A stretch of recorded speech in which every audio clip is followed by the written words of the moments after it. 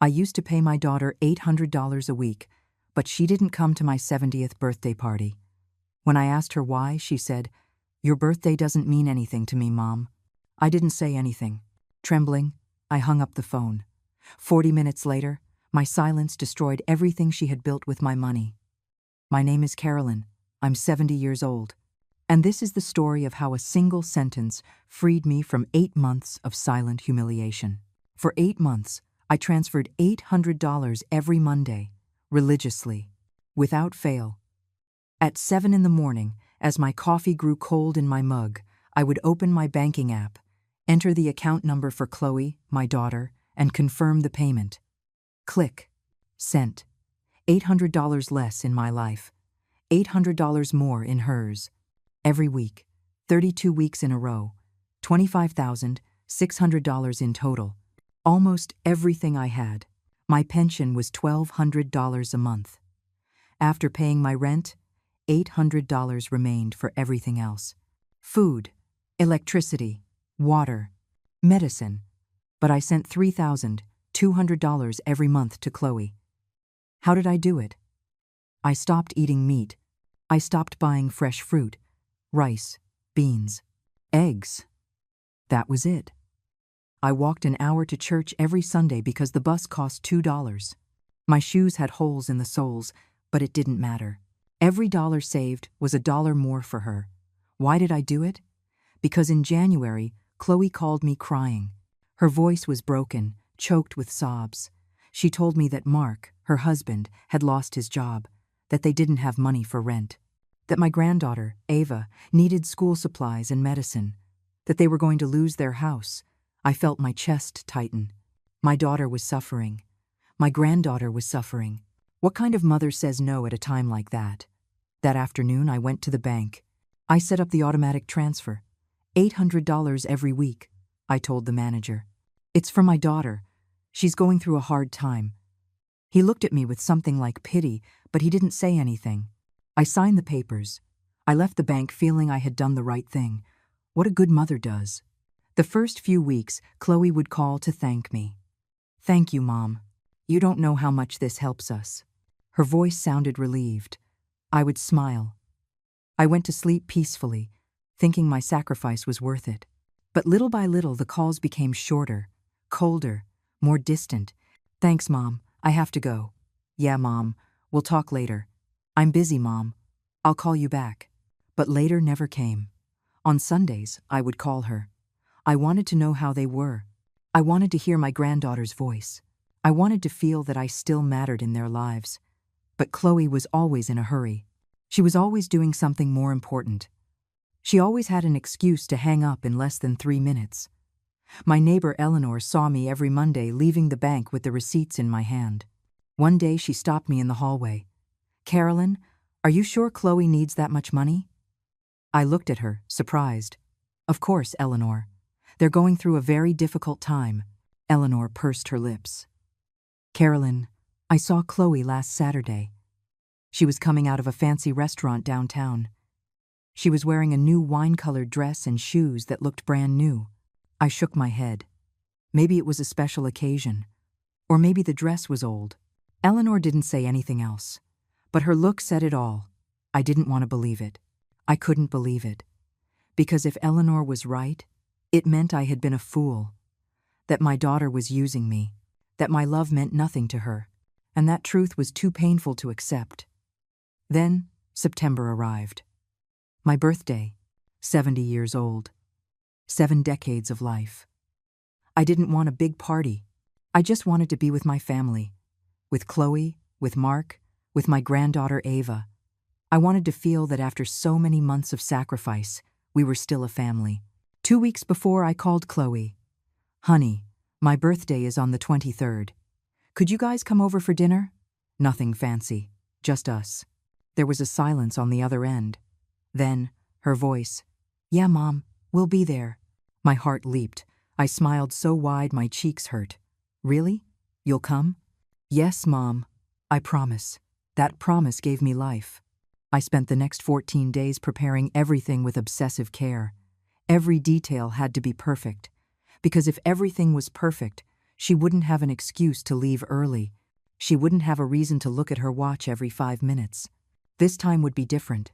This time she would see how much I loved her. I saved every penny I could. I stopped buying my blood pressure medication. Just for 2 weeks, I told myself. After the party, I can buy it again. I walked to the grocery store 2 miles from my house because everything was cheaper there. My knees ached, but it didn't matter. I bought the ingredients to make the pot roast that Chloe loved when she was a child. Beef, carrots, spices. I also bought rice and fresh dinner rolls. I spent $80. $80 I didn't have, but that I took from my emergency fund, the same fund I had been emptying every week to send money to her. I went to the bakery 3 days before. I ordered a strawberry cream cake. Chloe's favorite cake. The owner, Mr. Henderson, had known me for years. "Carolyn, this cake costs $45. I nodded and took the crumpled bills from my purse.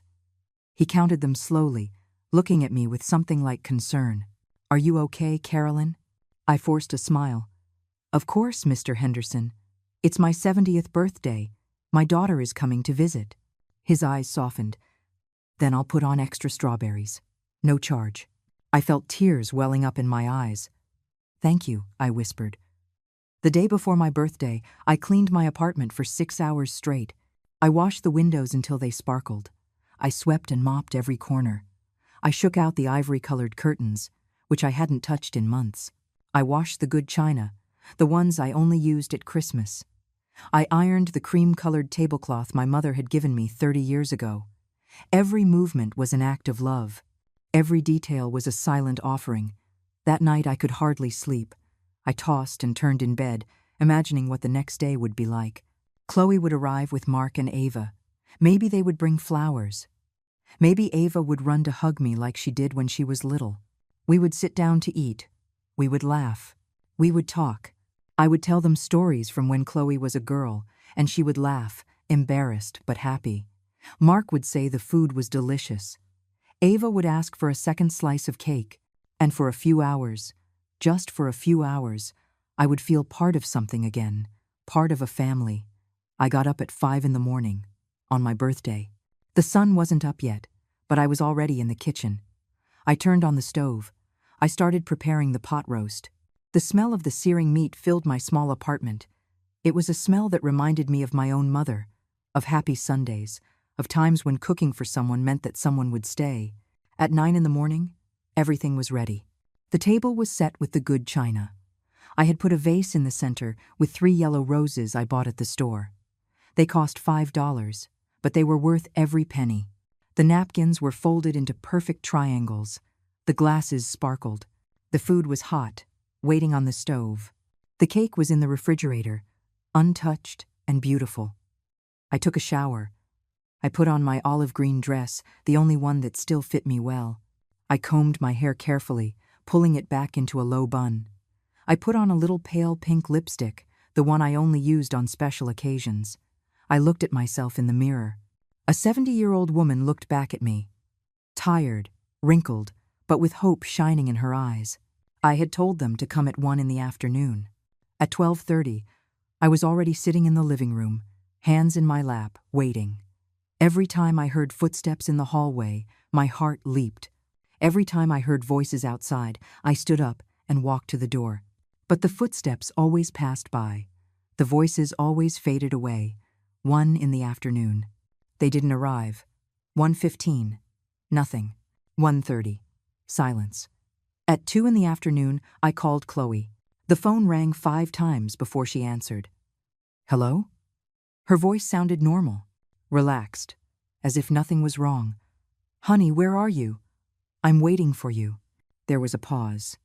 A long pause. So long I thought the call had dropped. "Oh, Mom, we forgot. You forgot." 3 words. And my world stopped. "You forgot?" I repeated, feeling my voice tremble. "Yeah, Mom. We had other things to do. You know how it is." No, I didn't know how it was. I didn't understand how someone could forget their mother's birthday. Their mother's 70th birthday. The mother who had been sending them $800 every week for 8 months. "Chloe, I made your favorite meal. I bought a cake." I cleaned everything. I've been waiting for you. My voice broke on the last word. She sighed. A long, exasperated sigh, as if I were a nuisance, as if my pain were an inconvenience in her perfect day. Mom, it's not a big deal. It's just a birthday. Just a birthday. But you promised me, honey. You said you would come. Another sigh. Then, her voice, cold, distant, as if she were talking to a stranger. Your birthday doesn't mean anything to me, Mom. The world stopped spinning. Your birthday doesn't mean anything to me, Mom. Those words pierced my chest like knives of ice. I didn't scream. I didn't cry. I didn't say anything. My mouth opened, but no sound came out. It was as if my body had forgotten how to function, how to breathe, how to exist. Mom? Are you still there? Chloe's voice sounded impatient, annoyed, as if I were the one doing something wrong, as if my silence were a personal attack against her. My fingers trembled, holding the phone. I could feel my whole body begin to shake. Not from cold, from something much worse. From the slow, brutal realization that my daughter, the child I grew in my womb, the child I nursed, the child for whom I would have given my life without a second thought, had just told me that I meant nothing to her. Mom, seriously, don't be so dramatic. It's just a birthday. You're old. Why do you want to celebrate anyway? Her voice was still there, on the other end of the line, so casual, so indifferent, as if she were commenting on the weather. I hung up. I didn't say goodbye. I didn't say I was hurt. I didn't give her the satisfaction of hearing me cry. I just pressed the red button, and silence filled my apartment like cold water filling my lungs. The phone fell from my hand onto the sofa. My legs gave out from under me. I sat down slowly, very slowly, feeling every muscle in my body surrender. My eyes stared at the table, the shining plates, the perfectly folded napkins, the yellow roses, the vase, all so pretty, all so useless. The clock on the wall read 8 minutes past 2. Tick, tock, tick, tock. That sound was the only thing breaking the silence. That and the hum of the refrigerator where a strawberry cream cake waited, one that nobody would eat. I sat there. I don't know for how long. It could have been 10 minutes. It could have been an hour. Time had stopped mattering. The light coming through the window moved slowly across the floor.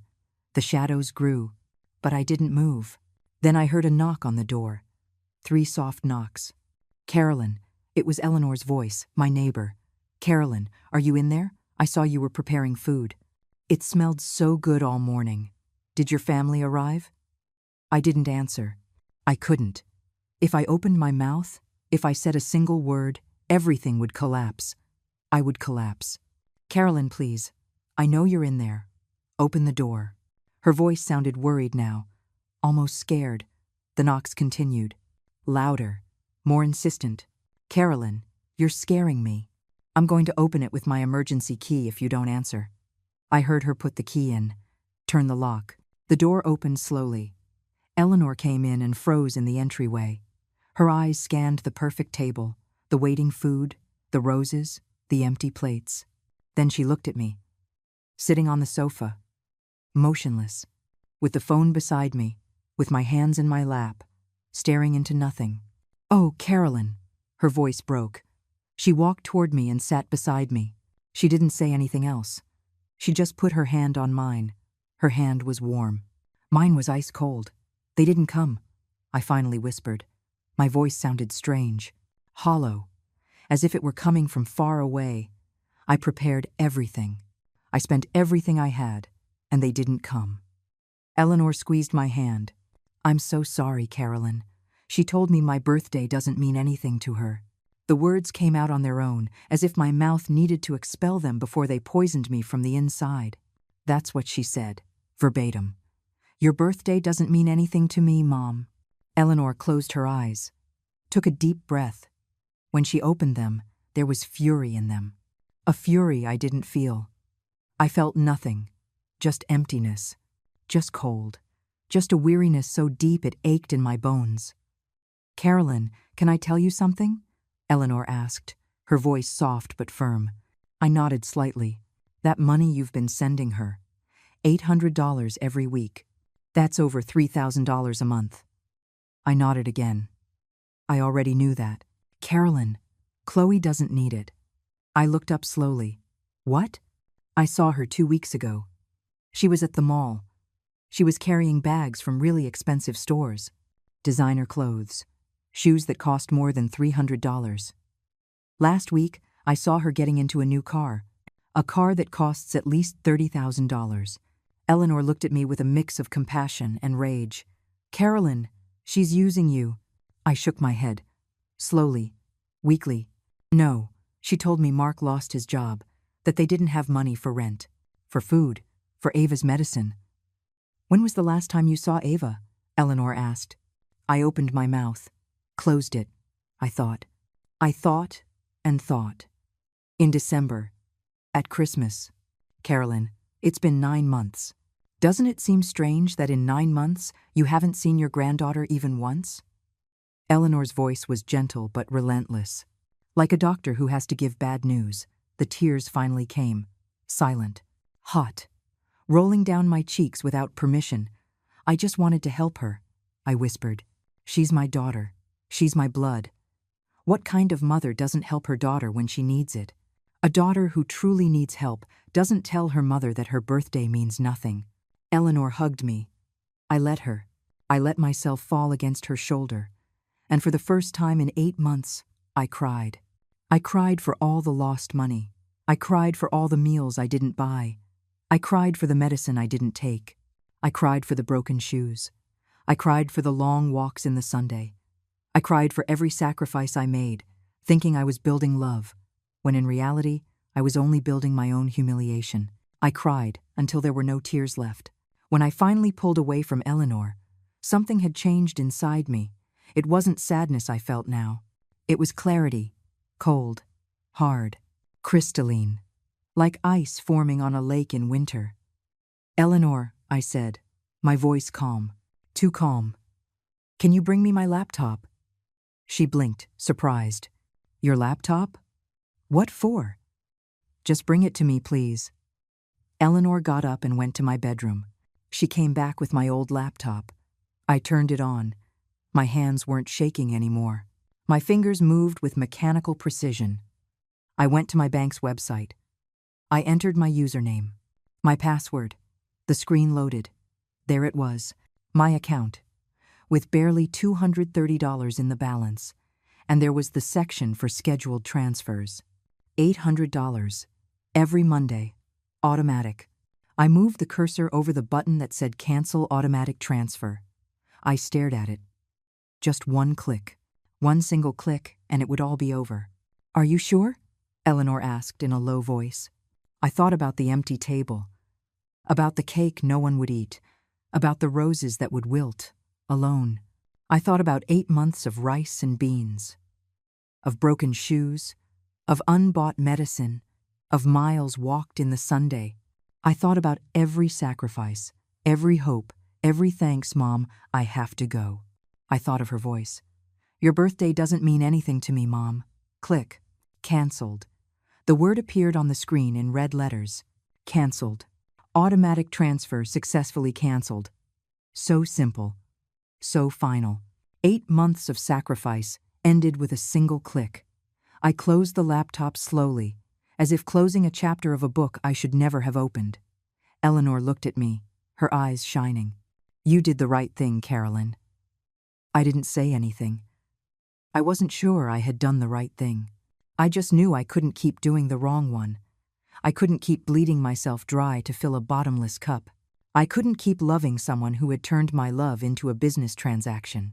Are you hungry? Eleanor asked, looking toward the kitchen. You made so much food. It would be a shame to waste it. I looked at the table. The perfect plates. The folded napkins. The yellow roses that now seemed like a mockery.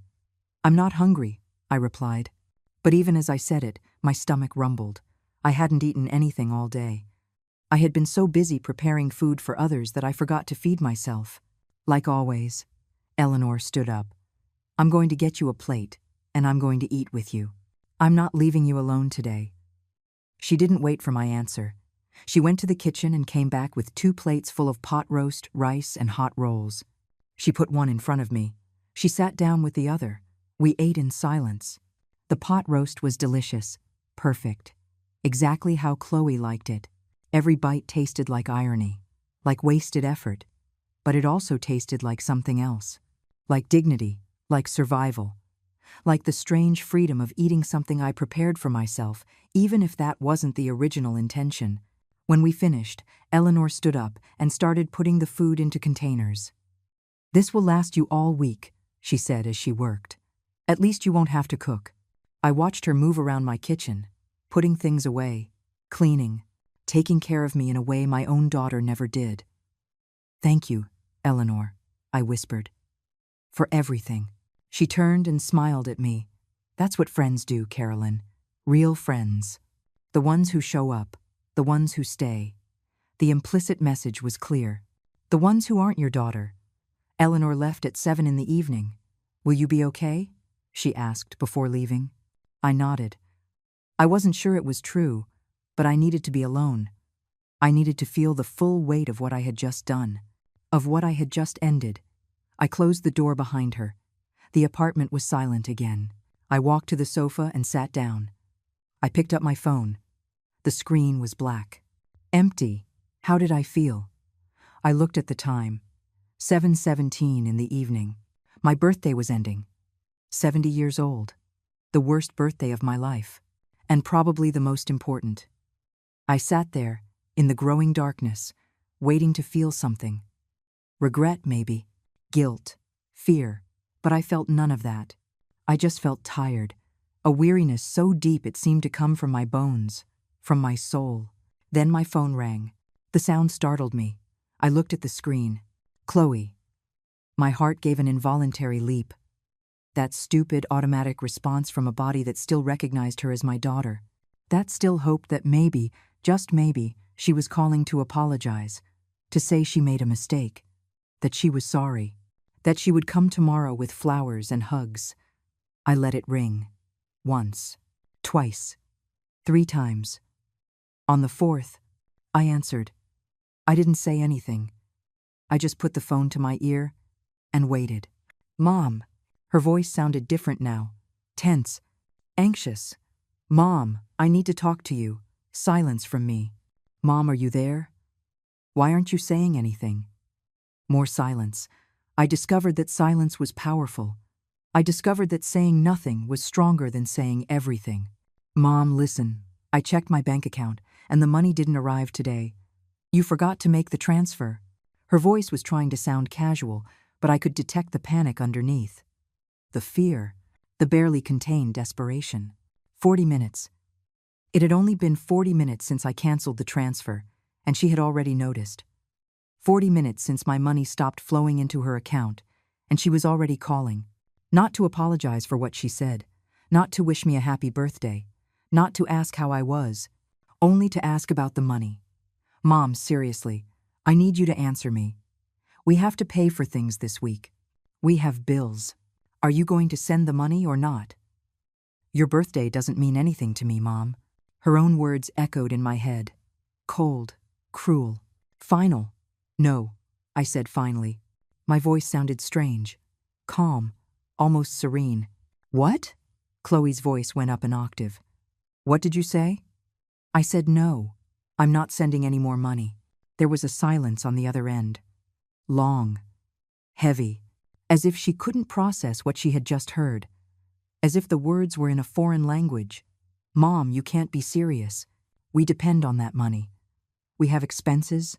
We have responsibilities. And I am 70 years old, Chloe. And I spent everything I had preparing a meal for a daughter who never came. For a daughter who told me my birthday means nothing to her." My voice was still calm, but there was steel in it now. Cold, hard steel. "Oh, Mom, just get over it. Are you going to punish me for that? Are you going to cut off the money just because I forgot your birthday? That's so immature of you." Immature. She called me immature. Me, who had worked my entire life. Who raised a daughter alone after her father abandoned us. Who broke my back to give her everything she needed. Who sacrificed my old age, my health, my comfort to send her $800 every week for 8 months. And she called me immature. You didn't forget, Chloe. You decided not to come. There's a difference. My voice still wasn't shaking. That surprised me. I thought I would shake. I thought I would cry. But no, I was beyond tears. Whatever, Mom. The point is, we need that money. When are you going to send it? Never. Another pause. Longer this time? I could hear her breathing quicken. What do you mean, never? You're kidding. I canceled the automatic transfer. There will be no more money, Chloe. It's over. You can't do that. Her voice was a scream now. We have an agreement. You said you would help us. I said I would help you when you were going through a hard time. I didn't say I would finance your lifestyle while you treated me like dirt. That's not fair. You can't just cut off the money like that. We're your family. Family, that word she used as a weapon, as a shield, as an excuse to take and never give anything in return. A family shows up for birthdays, Chloe. A family doesn't tell their 70-year-old mother that her birthday means nothing. My voice finally broke a little on the last word. But I didn't care. I let it break. I let her hear what she had done to me. Mom, I didn't mean it like that. I was busy. I was stressed. I'm sorry, okay? I already said I'm sorry. Now send the money. An empty apology, forced. Said only because the money had stopped flowing, not because she truly felt it. I knew the difference. Mothers always know the difference. No. What are we supposed to do then? Her voice was pure venom now. How are we going to pay our bills? The same way I'm going to pay mine, Chloe. With your own money. This is ridiculous. You're so selfish. After everything we've done for you, I wanted to laugh. I wanted to ask her what, exactly, they had done for me. But I didn't. Because I knew there was no answer. Because the answer was nothing. Absolutely nothing. Goodbye, Chloe. Mom, don't you dare hang up. Mom. I hung up. My phone immediately started ringing again. Chloe. I ignored it. It rang and rang and rang. 10 calls. 15. 20. Every unanswered call was a small act of rebellion. A small act of self-love. Finally, she stopped calling. But the messages began. Mom, pick up the phone. We need to talk. This is so immature. Are you really going to do this? Fine. If you want to be like that, go ahead. But don't come crying when you're all alone and nobody visits you. I read each message with a strange sense of detachment, as if I were reading about someone else's life. The messages kept coming, but I no longer felt anything. Not pain, not guilt, not regret. I just felt peace. A cold, hard peace, but peace nonetheless. The messages kept coming all night, one after another, like waves of desperation crashing against a wall that would no longer yield. I put the phone face down on the table and went to sleep. For the first time in 8 months, I slept soundly. No nightmares. No waking up at 3 a.m. wondering if I had sent enough money. Without that constant knot in my stomach reminding me that I was choosing my daughter over myself. I woke up at 6 a.m. The sun was streaming softly through the window. Outside, birds were singing. The world kept spinning. I was still breathing. And for the first time in a long time, that felt like enough. I made coffee. I sat at the table, the same table that yesterday had been set with so much hope, and had my first cup of the day in silence. I didn't check my phone. I didn't want to know how many more messages Chloe had sent. I didn't care. Eleanor knocked on my door at 8 o'clock. She brought freshly bought pastries. Good morning, Carolyn. How did you sleep? She smiled at me with genuine warmth. Surprisingly well, I replied, and it was the truth. Let's have breakfast. She told me about her grandson, about the TV show she had watched last night, about the stray cat that had taken up residence in the building. Small talk, ordinary, beautiful in its simplicity. We didn't talk about Chloe. We didn't need to. When Eleanor left, I finally picked up my phone. 43 messages. All from Chloe. I read them one by one, observing the progression of her desperation as if it were a scientific study. The first ones were demanding. Mom, send the money now. Then they turned manipulative. Think about Ava. Your granddaughter needs things. Are you going to let her suffer because of your pride? Then came the guilt. After everything I did for you when I was a child, this is how you repay me, followed by veiled threats. Fine. If you won't help us, don't expect to see your granddaughter again. And finally, false concern. Mom, I'm worried about you. Are you okay? Maybe you're sick. Maybe you're not thinking clearly. I read each one without feeling anything. It was like reading fiction, as if the words were directed at someone else. At the Carolyn who existed until yesterday. At the Carolyn who would have responded with apologies and an immediate transfer. But that Carolyn had died somewhere between "Your birthday doesn't mean anything to me," and the click that canceled the transfer. I didn't answer any messages. Monday arrived. 7 in the morning. The exact time I would normally make the transfer. My phone rang. It was Chloe. I didn't answer. She called 7 times in a row. 7 times I let it ring until it went to voicemail. Then a voicemail came through. I listened to it on low volume. Mom, it's Monday. The money didn't arrive. I know you're awake. You always get up early. Pick up the damn phone. Her voice trembled between rage and panic. I don't know what game you're playing, but I need you to stop. We have to pay the rent this week. We have to buy food. Are you listening to me? Mom. I deleted the message. On Tuesday, the messages changed tone completely. One arrived from Mark, Chloe's husband. It was the first time he had contacted me directly in months. Carolyn, it's Mark. Chloe is very upset. We don't understand what happened. We've always been so grateful for your help.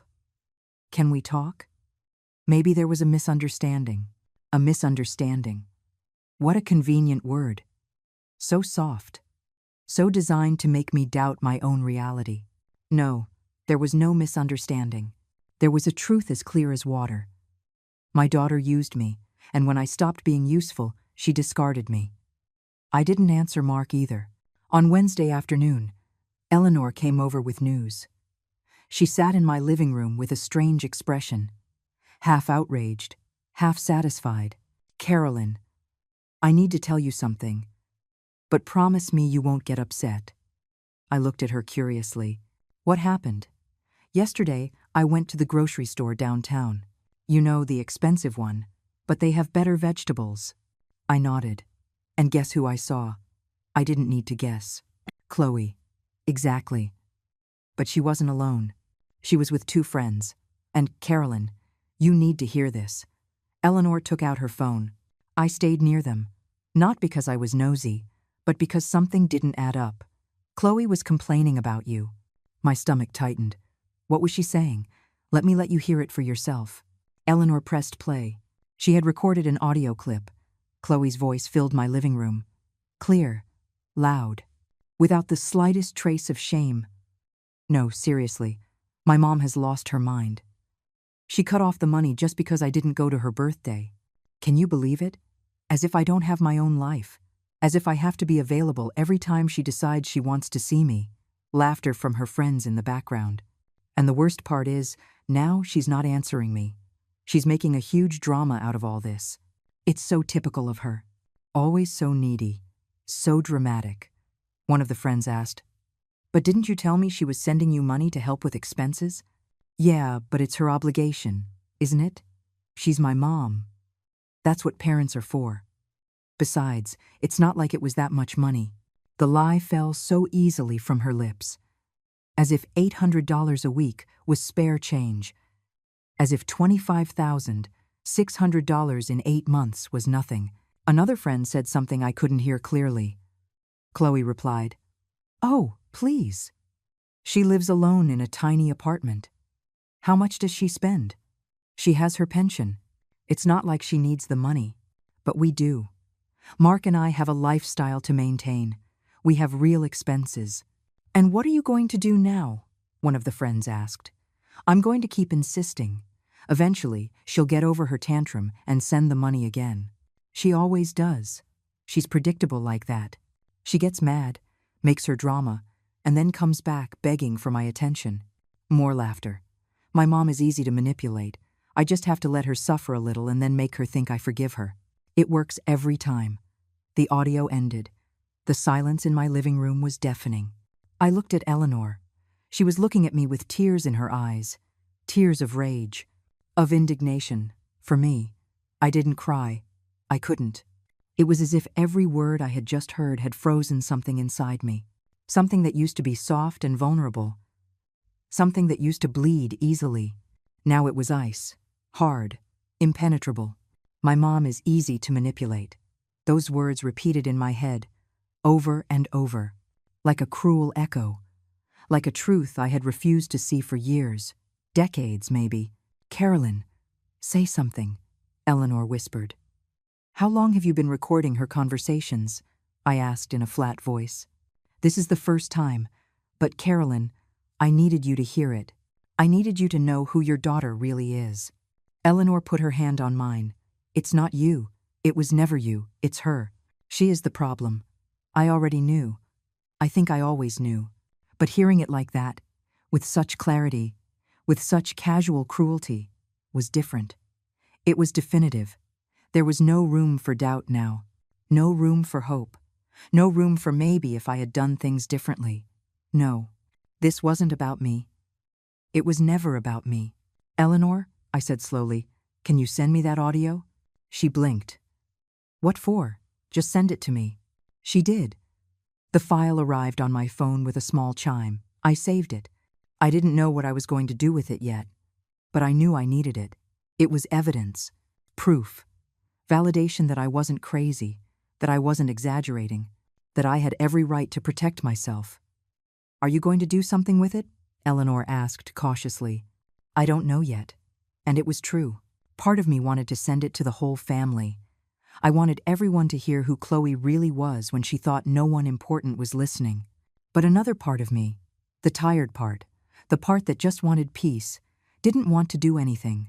I just wanted to keep the audio as a reminder, as armor against the guilt I knew would try to return. The next few days were strangely quiet. Chloe kept sending messages, but less and less frequently. Less and less desperate. It was like watching her go through the stages of grief, denial, anger, bargaining, and finally something that looked like acceptance. Or maybe it was just resignation. Maybe she had found another source of money, another relative to squeeze, another kind heart to exploit. I didn't care. For the first time in my life, Chloe's problems were not my problems. I started doing things for myself. Small things. I bought fresh fruit, bright red apples, green grapes, juicy oranges. I put them in a fruit bowl in my kitchen and looked at them as if they were treasures. Because they were. They were the symbol that my money was now mine. I went to the pharmacy and bought my blood pressure medication. The pharmacist recognized me. "Mrs. Carolyn, I haven't seen you in weeks. Were you feeling better?" I smiled. "No, but I'm going to be now. I bought new shoes. Nothing fancy. Just comfortable shoes with no holes in the soles. Shoes that didn't hurt my feet when I walked. When I got home and threw the old ones in the trash, I felt something like victory. Small victories, but victories nonetheless. 2 weeks had passed since my birthday. 2 weeks since I canceled the money. 2 weeks of deepening silence between Chloe and me. The messages had almost completely stopped. I only received an occasional one, brief, cold, as if she had decided that ignoring me was her new form of punishment, as if she didn't realize that her silence was exactly what I needed. It was Friday afternoon. I was making tea when my phone rang. An unknown number. I hesitated before answering. Lately, I had learned to be cautious. "Hello? Mrs. Carolyn?" It was a young voice, feminine, scared. "It's me, Ava." My heart leaped. My granddaughter. It had been 9 months since I heard her voice. "Ava, my love. Are you okay?" "Grandma, I need to talk to you." Her voice was trembling. "But I can't do it from my house. Mom can't know I called you." A chill ran down my spine. "What's wrong, honey? Are you in danger?" "No. Well, not like that, it's just." She paused for a long time. I could hear her breathing heavily. "Grandma, is it true you stopped sending them money?"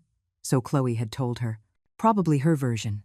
The version where I was the villain, the cruel grandmother who abandoned her family out of pride. "Yes, Ava, it's true." "Why?" There was no accusation in her voice, just curiosity. A need to understand. Because your mom told me that my birthday didn't mean anything to her.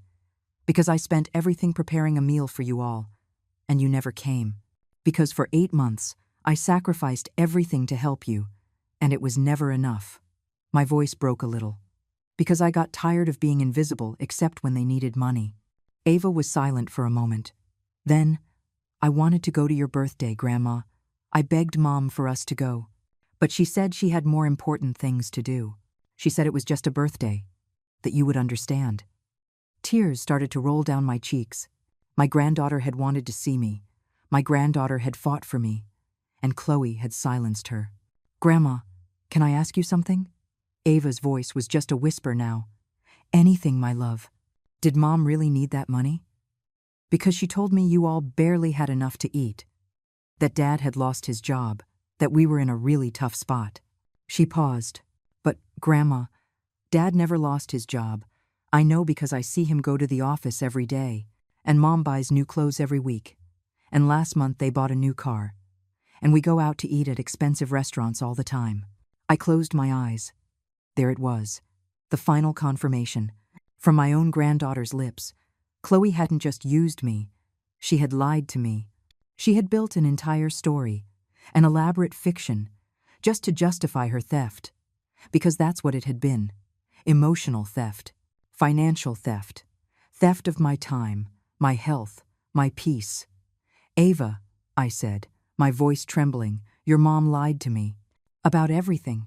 And I was foolish enough to believe her. You're not foolish, Grandma. Ava's voice sounded so mature for her 14 years. So tired. She's good at lying. She does it all the time. To everyone. I needed to know if it was true. Because lately, they're fighting a lot about money. Mom yells at Dad that he needs to make more. Dad tells her he makes enough, but she spends too much. And Mom always says it wasn't a problem before because you were helping them. My heart broke. Not for me, for Ava. For this child trapped in the middle of her mother's greed. For this child who had been used as an excuse to justify the theft. Ava, I want you to know something very important.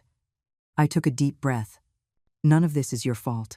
And I never, ever stopped loving you. Your mom and I have problems. Serious problems. But you will always be my granddaughter. You will always have a place in my heart and in my home. I heard a sob on the other end. Really, Grandma? Really, my love? Always. Mom says you abandoned us. That you chose money over us. That you're selfish. The words came out between sobs now, but I don't believe it. I know what you're like. I miss you so much, Grandma. I miss you too, honey. Every single day. The tears were falling freely down my face. Can I ask you something? Does your mom know you're calling me? No. She's at the gym. That's why I'm calling now. Grandma, can I come visit you? Even just once. I just want to see you. I wanted to say yes immediately. I wanted to shout it. But I knew it was complicated. I knew Chloe would use anything as a weapon against me. Ava, I would love to see you. But I don't want to cause problems for you with your mom. I don't care. Her voice sounded firm now, determined. I'm 14 years old. I can take the bus by myself. I can come on Saturday. Mom is going to be at a spa all day with her friends. She won't even notice. I hesitated. The motherly part of me wanted to protect her, wanted to avoid conflict, but the part that missed her desperately won. Okay, my love. Come on Saturday. Whenever you can. I'll be waiting. I could hear the smile in her voice. Thank you, Grandma. I love you. I love you too, Ava. With all my heart. We hung up. I sat there with the phone in my hand. Crying. But these tears were different. They weren't from pain. They were from relief. From hope. My granddaughter hadn't forgotten me. My granddaughter still loved me. And maybe, just maybe, not all was lost. Saturday arrived with torturous slowness. I got up early. I cleaned the apartment, even though it was already clean. I made chocolate chip cookies, Ava's favorite. I bought apple juice. I made sandwiches in case she was hungry. Every movement was an act of love. Every detail mattered. At 11 in the morning, there was a knock on my door. I opened it, and there she was, my Ava, taller than I remembered, thinner, with dark circles under her eyes that she shouldn't have at her age, but with the same sweet smile, the same eyes that lit up when she saw me. Grandma! She threw herself into my arms. I hugged her as if my life depended on it, as if letting go would make her disappear. She smelled like fruit, shampoo, and youth. She felt fragile in my arms, too fragile. My girl, my beautiful girl. I couldn't stop crying. I couldn't let her go. We stayed like that for what felt like an eternity. Finally, we separated and went inside. Ava sat on the sofa, looking around nostalgically. I missed this place. I missed your smell of cinnamon and coffee. I missed feeling safe. Those last words hit me. You don't feel safe at home, Ava?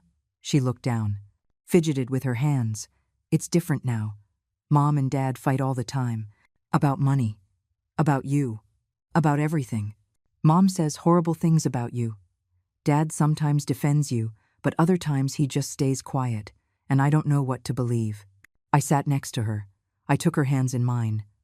Ava, I'm going to tell you the truth. The whole truth. Because you deserve to know it. Because I'm not going to protect your mother at the expense of the truth anymore. And I told her everything. The $800 a week. The lies about their financial situation. My ruined birthday. The cruel sentence. The audio Eleanor had recorded. Every detail. Every hurt. Every betrayal. Ava listened in silence, her eyes filled with tears. When I finished, she shook her head slowly. I knew it. I didn't know the details. But I knew something wasn't right. Mom has always been like this. She always gets what she wants. She doesn't care who she hurts. I'm sorry, Ava. I'm sorry you have to deal with this. It's not your fault, Grandma. She hugged me again. You did the right thing. Mom needs to learn she can't treat people like that. We spent the next 3 hours talking, catching up, laughing, crying, eating cookies, being the grandmother and granddaughter we always were, that we never should have stopped being. At 2 in the afternoon, Ava's phone started ringing. It was Chloe. Ava looked at the screen with fear. I'm not supposed to be out this long. What are you going to tell her? The truth. Ava lifted her chin with a bravery she shouldn't need. That I'm with you, that I missed you, that she can't stop me from seeing you. Ava, I don't want to cause you trouble. I'm already in trouble, Grandma. At least now I'll be in trouble for doing something worthwhile. She answered the phone. I could hear Chloe's voice on the other end, sharp, hysterical. Ava just said, I'm with Grandma. I'll be back in an hour. And she hung up. Her phone exploded with messages. Calls. But Ava put it on silent and put it away. Now we're really going to have problems. But it was worth it, Grandma. Every second was worth it. Ava left at 3 in the afternoon. I hugged her at the door as if it were the last time. Be careful, my love. And remember, you can always call me. Always. She nodded, gave me one last kiss on the cheek, and left. I watched her walk down the hall until she disappeared into the elevator. My heart felt full and broken at the same time. 20 minutes later, my phone exploded. Chloe, call after call. I let it ring. I had nothing to say to her. Not anymore. After 5 unanswered calls, the message came.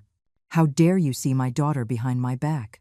All in capital letters, as if yelling via text could intimidate me. Ava is my daughter. I decide who she sees and who she doesn't. You are out of line, Mom. I read the message with a calm that surprised me. I replied with 3 words. She called me. The response was immediate. I don't care who called who. Don't you see her again without my permission? Do you understand me? Ava is 14 years old. She has a right to see her grandmother. I sent the message and turned off my phone. I wasn't going to keep feeding her rage. I wasn't going to give her the power to ruin the beautiful day I had just had with my granddaughter. That night, Eleanor came to visit. She had a strange expression on her face. A mix of concern and something else. Something like satisfaction. Carolyn, I need to tell you something. But first, promise me you won't be mad at me. I looked at her curiously. What did you do, Eleanor? She sat down and took a deep breath. That audio I sent you. The one of Chloe talking to her friends. I nodded. Well, I also sent it to a few other people. My stomach tightened. To who? To your sister, Frances.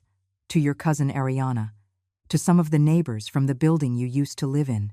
To the people in your church group. Eleanor looked at me with pleading eyes. Carolyn, I'm sorry, but I couldn't stay quiet.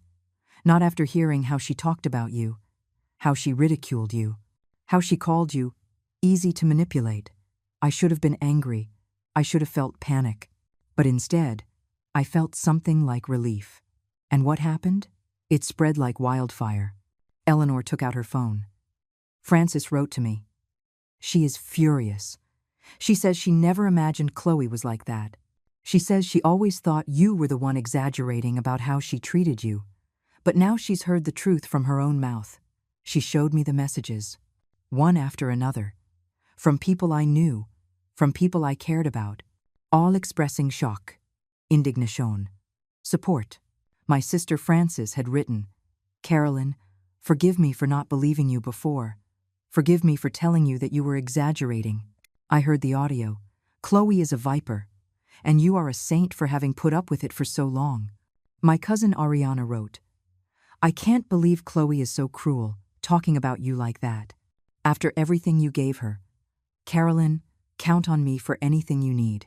There were more. Many more. People who had watched Chloe grow up. People who thought she was a good daughter. Now they all knew the truth. The truth in her own words. Unfiltered. Without excuses. Eleanor. Why did you do this? I asked, though I already knew the answer. Because Chloe has been telling lies about you for months. Years maybe. Painting you as the dramatic, needy mother. As the burden. And everyone believed her because she's charming when she wants to be. But I know who you really are, Carolyn. You are good. You are generous. You are everything a mother should be. And you deserved for people to know the truth.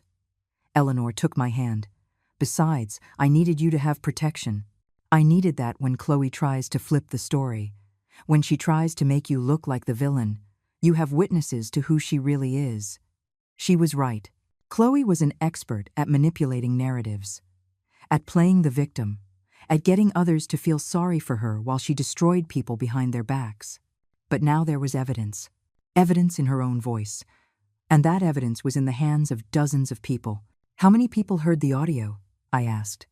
I don't know exactly, but I shared it with about 20 people, and several of them shared it with others. Probably more than 50 people have heard it by now. Eleanor looked at me with concern. Are you mad at me? I thought about it. Was I mad? Part of me wanted to be. Part of me wanted to keep this private, quiet, like I always had.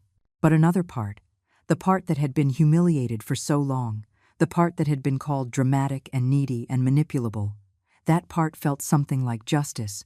No, I said finally. I'm not mad. I'm relieved. Eleanor smiled. Good. Because there's more. More? Frances called Chloe this afternoon. My heart leaped. She told her she heard the audio, that she knows how she talks about you, that she knows about the lies. Chloe tried to deny it at first, said the audio was edited, that it was fake.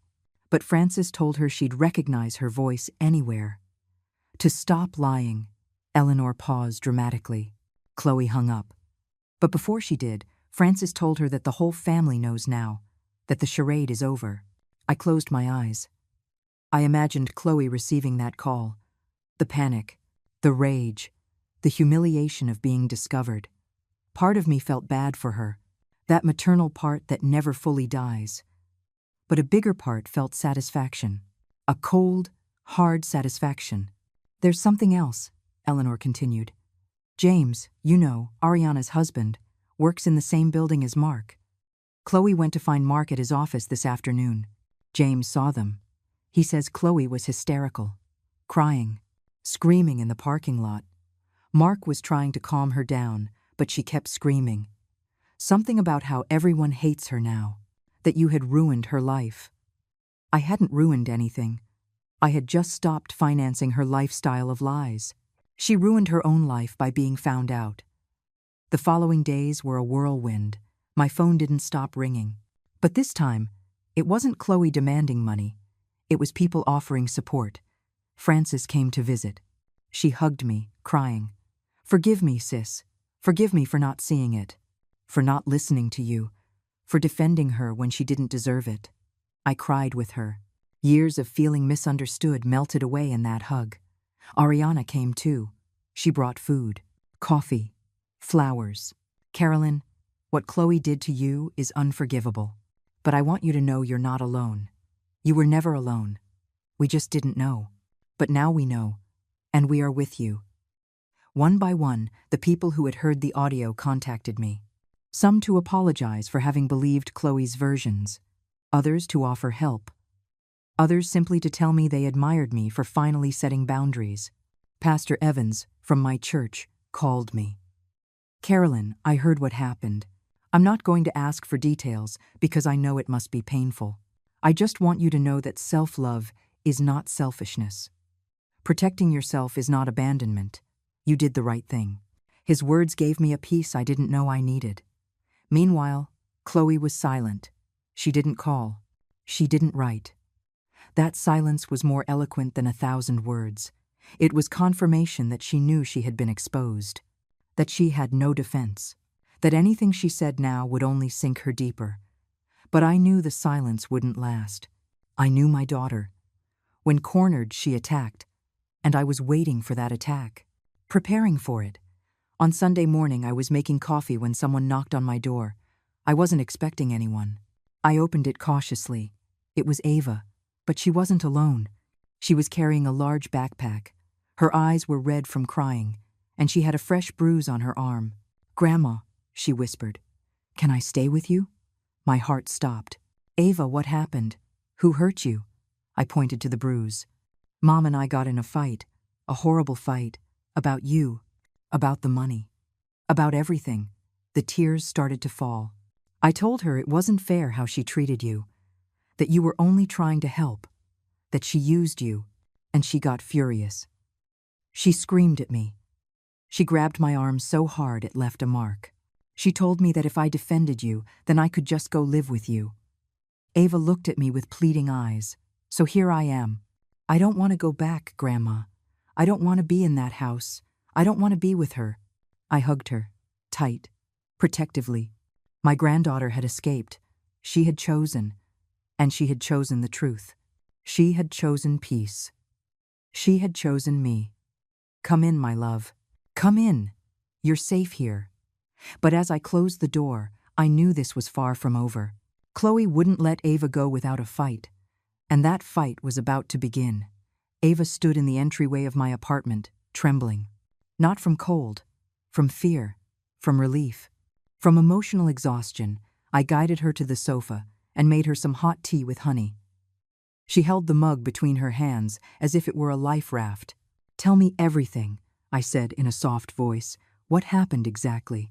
Ava took a deep breath. "This morning, Mom was furious, more furious than I've ever seen her.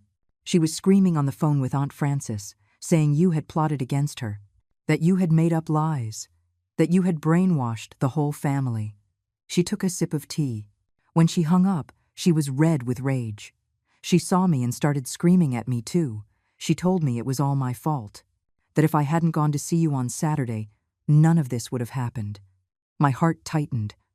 "Ava, none of this is your fault." "I know, Grandma." That's why I talked back. I told her she was the only one to blame, that she was the one who treated you badly, that she was the one who lied to you and used you, that everyone knew the truth now because she said it herself in that audio. Ava looked down, and that's when she grabbed my arm. She shook me. She screamed in my face that I didn't know anything, that I was just a stupid kid, that you had manipulated me just like you manipulate everyone. Tears were rolling down her cheeks now.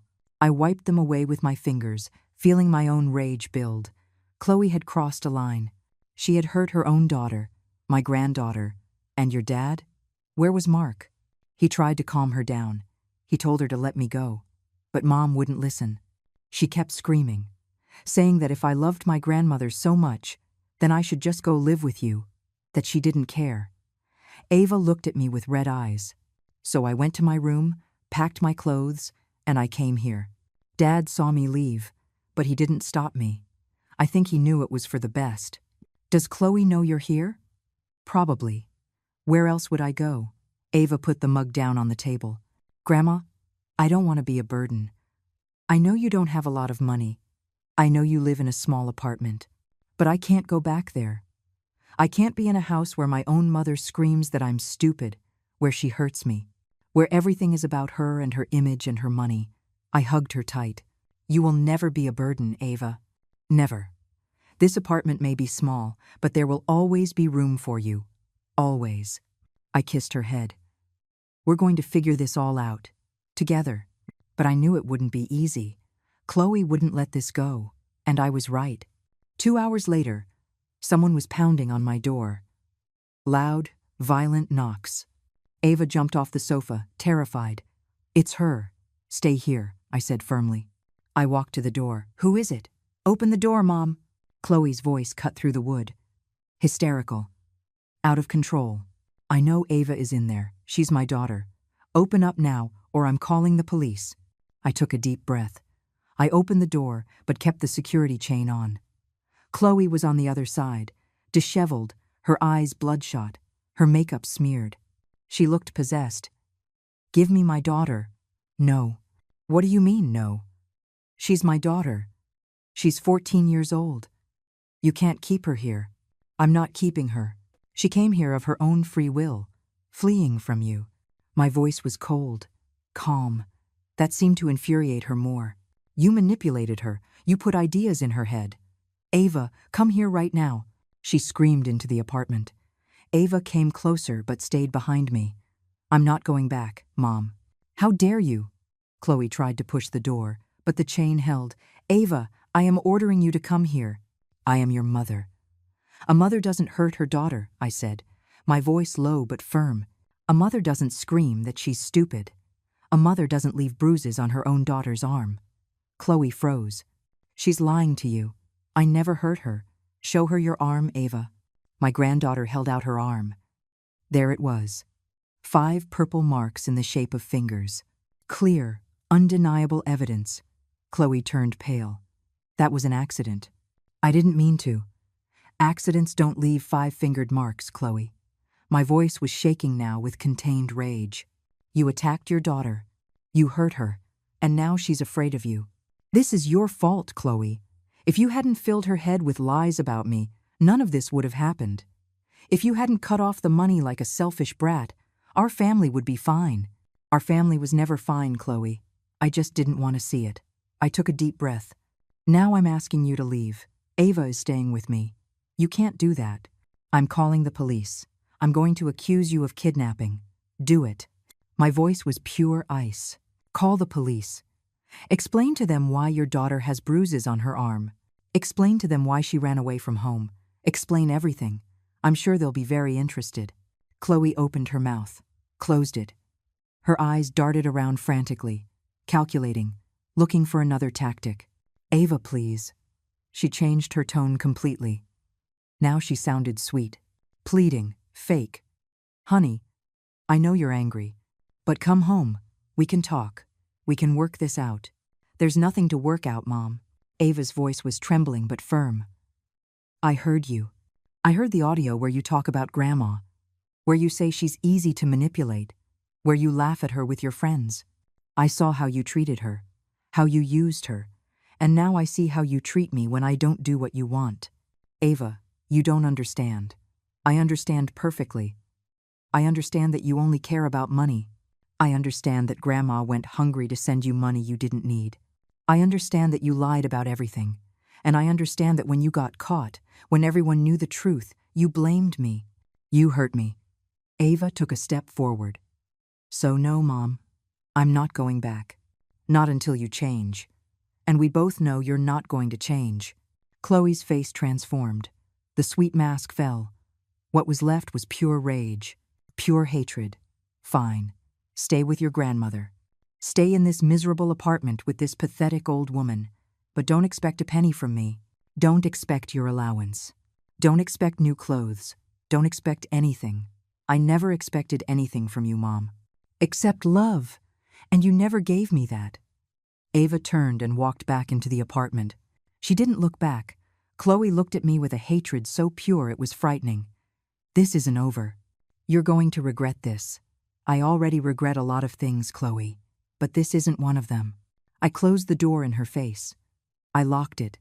I heard her muffled screams on the other side. I heard her pound the door a few more times. Then, finally, I heard her footsteps walking away. I turned around.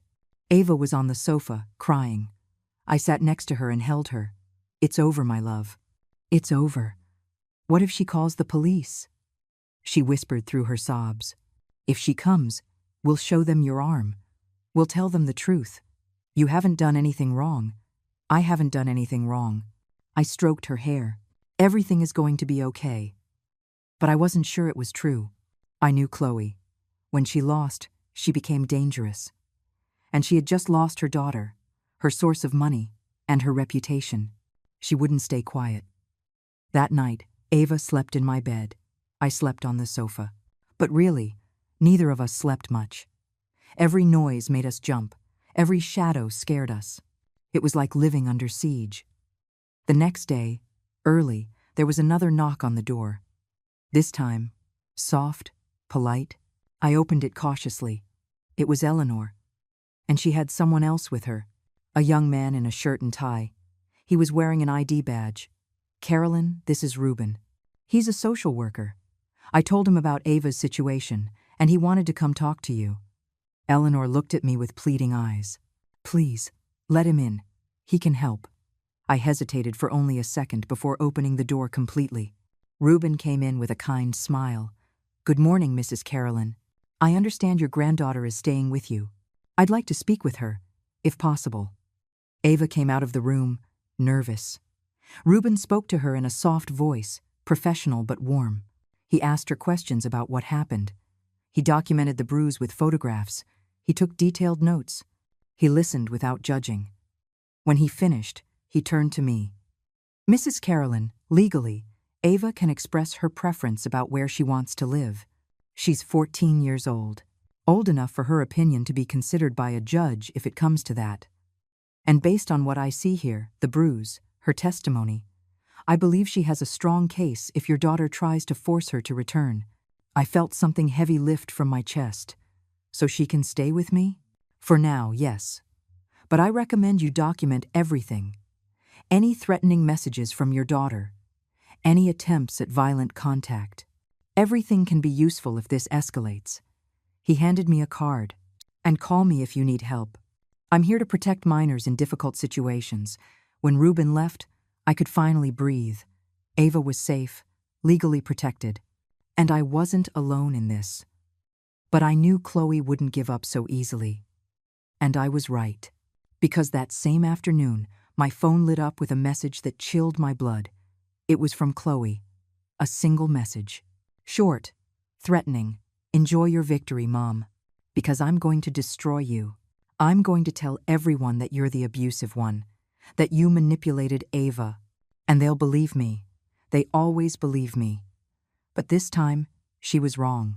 Because this time, everyone already knew the truth. Chloe's message hovered on my screen like an empty threat. A month ago, those words would have shattered me. They would have made me doubt myself.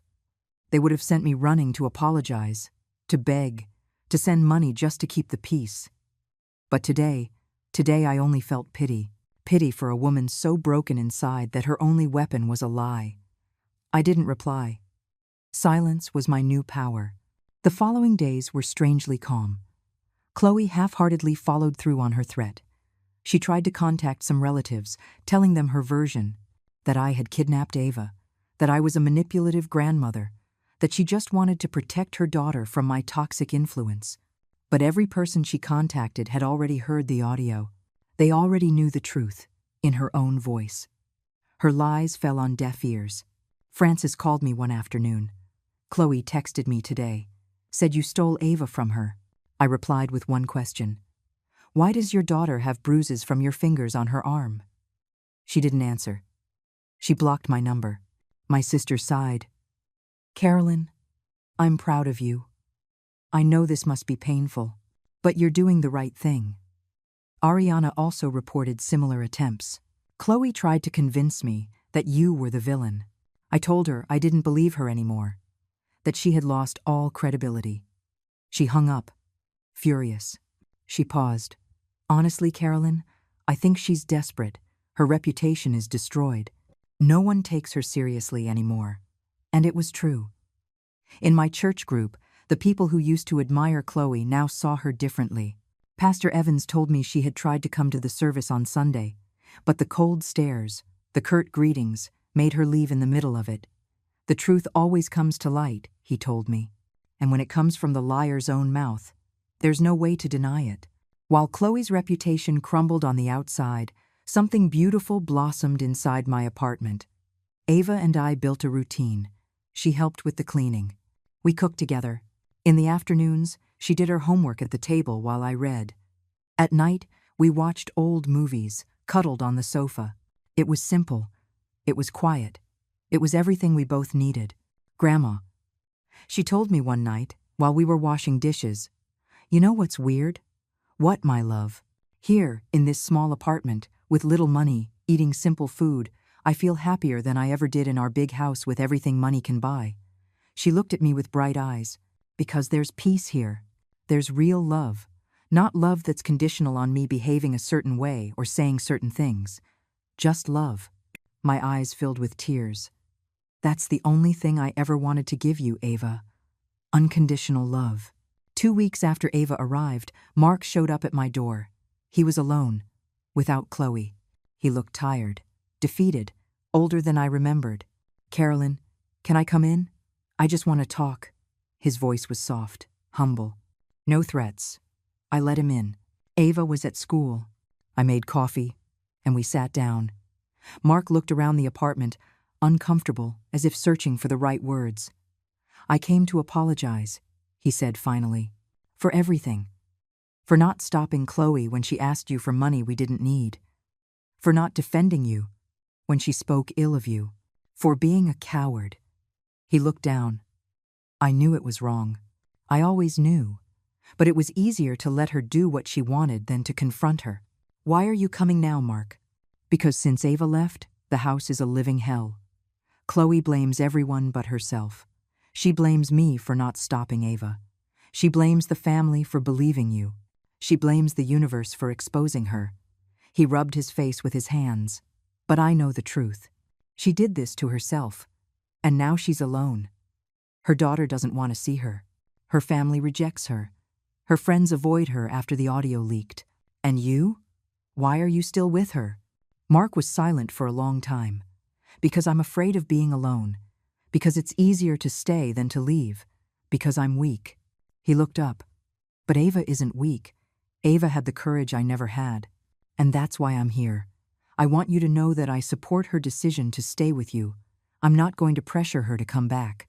I'm not going to support Chloe if she tries anything legal." I felt a small wave of relief. "Thank you, Mark. That means a lot.